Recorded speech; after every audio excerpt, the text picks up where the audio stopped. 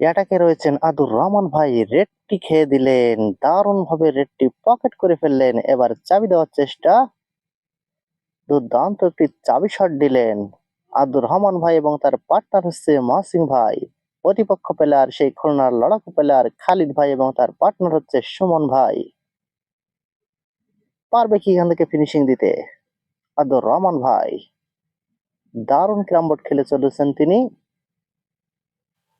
এবার অ্যাঙ্গেলে শট দেওয়ার চেষ্টা, তবে পকেটটা করতে পারলেও তার পার্টনারের হাতের নাগালেই একটি চাবি বানিয়ে দিলেন এবং দুটো গোলেই কিন্তু হাতের নাগালে রয়েছে মহসিন ভাইয়ের।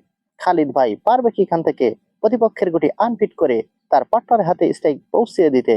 দারুণ একটি শট দিলেন, এক শটে দুটো গুটি ধরে নিয়ে গেলেন।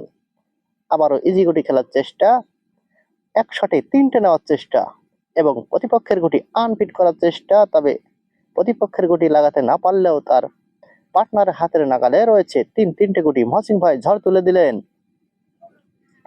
এবং প্রতিপক্ষের একটি গুটি পাটে বসিয়ে দিলেন সুমন ভাই। দারুণ একটি শট খেললেন, আর দুটো গুটি রয়েছে, এক শটে দুটো নেওয়ার চেষ্টা, পারবে কি এখান থেকে ফিনিশিং দিতে? দারুণ দেখার মতো একটি শট দিলেন এবং ফিনিশ চান্স কিন্তু রয়েছে তার, তবে ফিনিশ করে দিলেন।